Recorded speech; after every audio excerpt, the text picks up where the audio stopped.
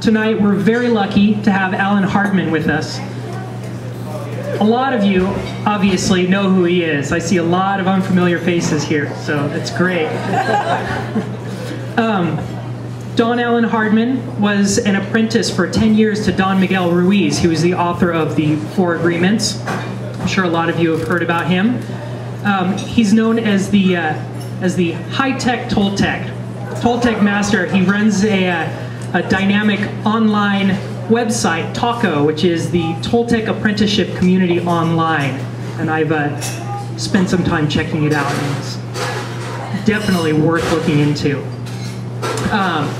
He's the author of the Everything Toltec Wisdom book, and we're lucky enough to have him back in Santa Rosa from his winter home in Chicala, Mexico.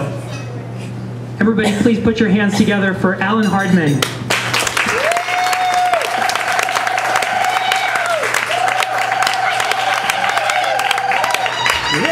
Hello. I'm grateful.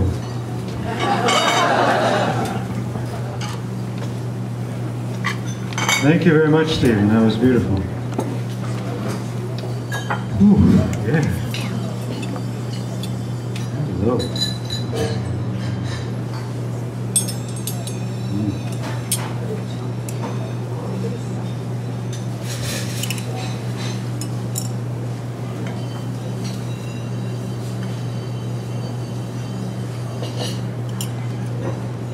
I am grateful to be here and to see a lot of familiar faces I haven't seen for a long time because I have been out of town.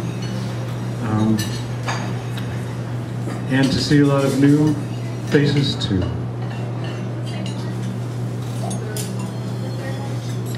Have you ever noticed that, you can try right now, if you identify something that you're grateful for, it could be this moment, it could be this food, it could be the companionship, it could be something not related to this moment here, but something, when you do that, when you think about something you are grateful for, in my experience, there's no fear in my mind.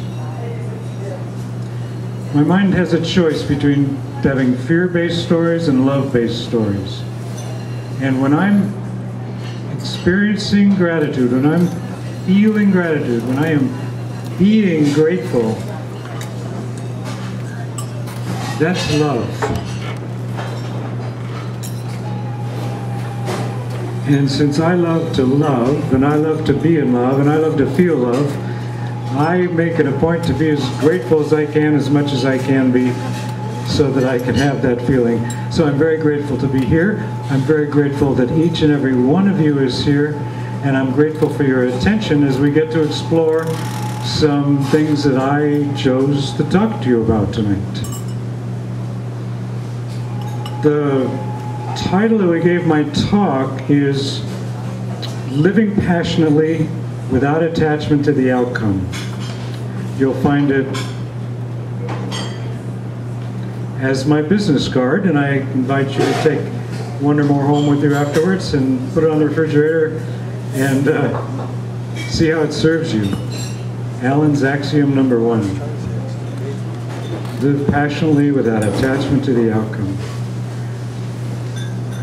Let's start with the passionately part, and then we'll go to the attachment to the outcome part. I met Miguel. How many of you know Miguel Ruiz's Four Agreements, that Mastery of Love, that work? Mexican man, most of you, good. I met him in 1995, and I had been a spiritual seeker for a very long time.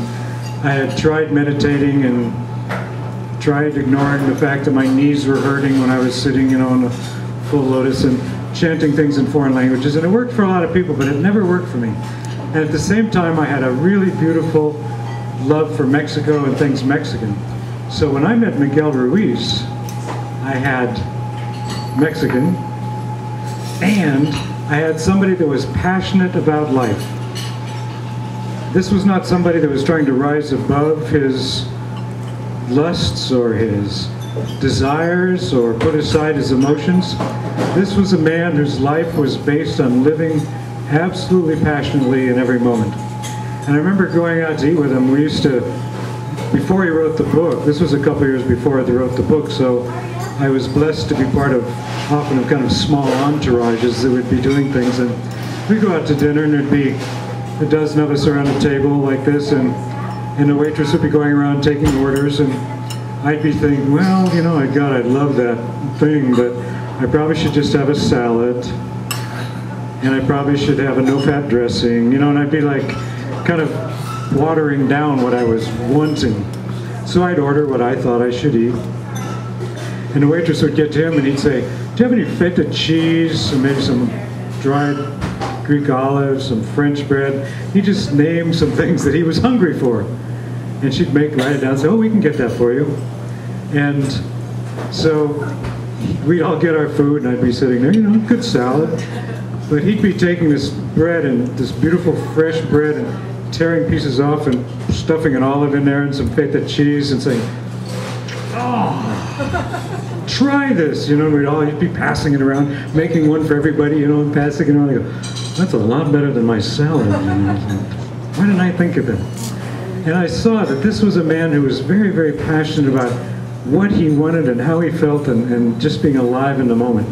And I saw by being with him like that how much I wasn't. And I said, I want to hang out with this guy. I want to see what he knows that I don't know. How does he do that? And years later, it's about 5 years ago or so now, he had a really serious heart attack. He was in a coma for many weeks. They expected him to die, and he didn't. And he's back now, he's teaching again. But people would always come to me and say, well, if he was a Toltec Nagual, if he was a shaman, if he was a man of power, why did he have a heart attack? And in those moments I realized that a lot of my food choices and stuff were based on my controlling the outcome of not having a heart attack. And he wasn't going there. He was doing what he wanted. And who knows why he had a heart attack. I used to answer people by saying, oh, well, you know, he really loved bacon. And you could see them mentally making a note, well, I'm never going to eat bacon because it causes heart attacks. And because of that need to control the outcome. So my premise that I'm offering tonight, and that I strive more and more to live my life by, is that if we want to live in the moment, if we want to live like passionately and vibrantly in each moment, we can't do that and control the outcomes. We have a choice, yeah? And there's no right or wrong about this, and I'm not here to suggest that you should do it one way or the other, because should would be back to more controlling. But to look at those possibilities, that if we want to be alive in the moment and passionate about what we're doing and eating and wanting and lusting after and desiring, and at the same time we're saying, oh, but it has to turn out this way, we're going to be investing the faith that we have, our faith, we're going to be investing that in our ability to control the outcome. And if we do that, we're not going to have our faith present and our aliveness present in the moment to recognize what it is we want and what we like and what we're attracted to. And we won't be able to actually act on that because we're needing to control how it turns out. Does that make sense? Do we have that kind of choice? And again, I really want to say, I'm not making one better than the other. It's a choice that we can make. In this Toltec tradition that I teach, given to me by Miguel Ruiz, we say that there's 3 masteries as we move through the tradition. The first mastery is the mastery of awareness. And the mastery of awareness is the one where we say, aha, I've been dreaming a dream that somebody else offered me. Somebody downloaded their dream, their beliefs, their agreements, their fears, their rationalizations. All of that was downloaded into me by other people when I was very little.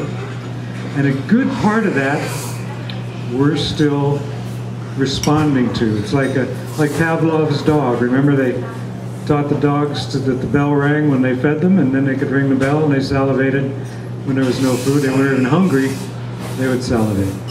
Well, I'm sorry to say that probably a lot of us are, to some degree, still doing that.